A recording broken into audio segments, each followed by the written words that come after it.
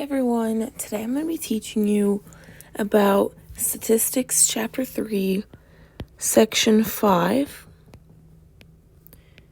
which is the topic of descriptive measures for populations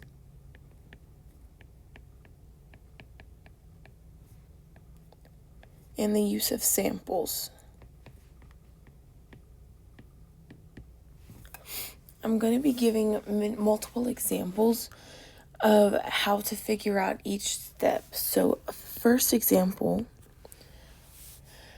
would be you find all these terms: 61, 63, 82, 96, 115, 126, 144, 148, 152, and 159. Then you have to find the middle. So if there's 1, 2, 3, 4, 5, 6, 7, 8, 9, 10, you find terms 5 and you find term 6. And you add them up and divide them. And that is equal to 120.5. Well, then you need to find, that's Q2. Then you need to find Q1. And that, in this case, is going to be 82, because you find the middle of the first half of the terms. And then you find Q3, which is going to be the middle of the third half of the terms, which is going to be, in this case, 148. Because to find, and then you're going to find this, which is the IQR, and to find that, you're going to do Q3 minus Q1. So in this case, it's going to be 148 minus 82, which is equal to 66. Then you're going to want to find the 5-number summary.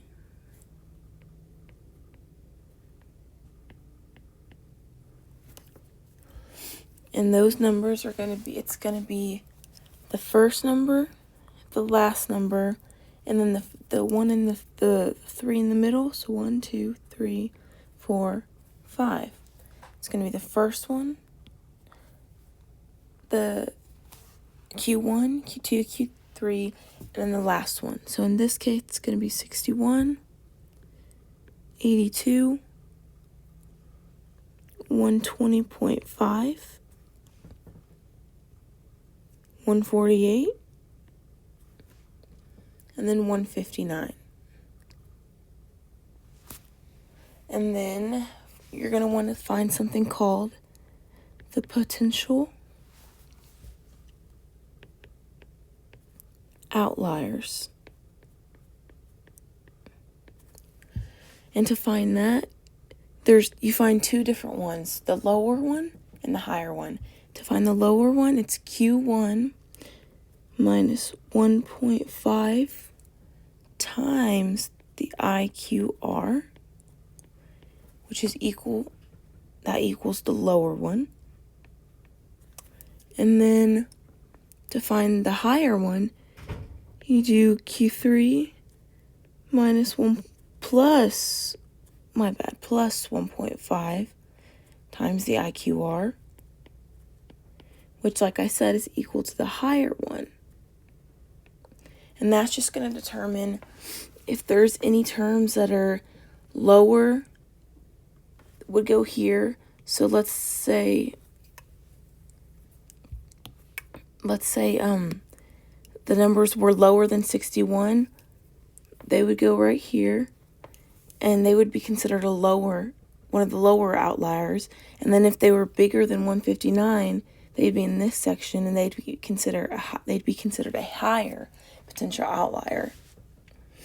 And those are the main steps. So let's do one more. This one's a bit different. So first, we're going to start off with the terms, which would be 64, 75, 73, 79, and 81. Then you're going to be using this formula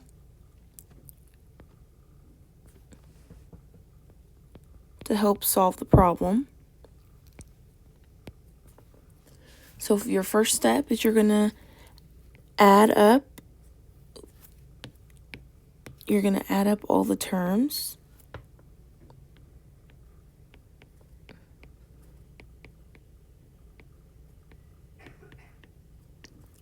And then divide all of those by 5, because that's how many terms there are. 1, 2, 3, 4, 5.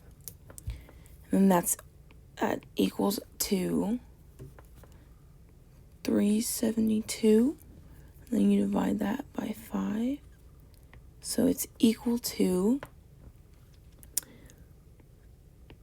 74.4. And this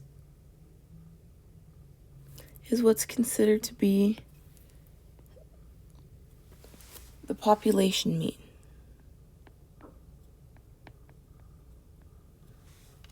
Population mean. Then your next step was to use this formula right here.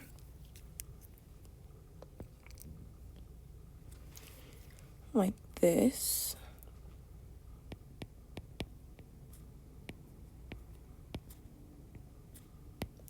Over N. And this is going to help you find the standard deviation.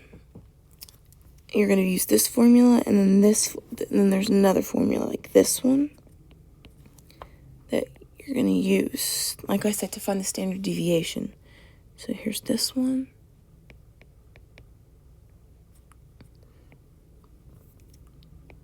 Over N. Okay. And then, so first step is you're going to find the first terms, which, like I said earlier, those five terms. So you're going to write them out again. 73, 79, and 81. And then you're going to find them squared, which is going to be 4,000, like this, 9, 6, 5, and then 6, 2, 5, 5, and then 3, 2, 9, 6, then 2, 4, 1, 6, and 5, 61.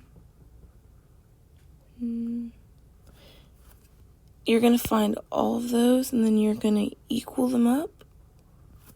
And it should equal out to 27,852 for that answer. So you're going to use this formula right here. So you're going to put your numbers in.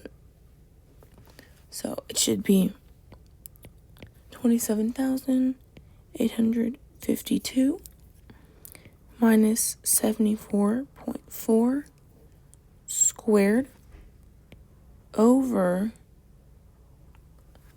5, because there's 5 terms, like I said earlier.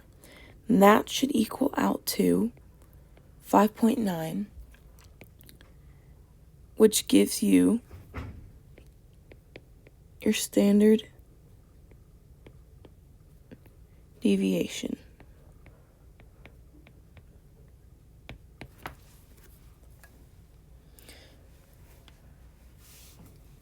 I hope this helped you to understand a little bit about measurements when you look at samples and how to find different Qs, Q1, Q2, Q3 with different formulas and everything.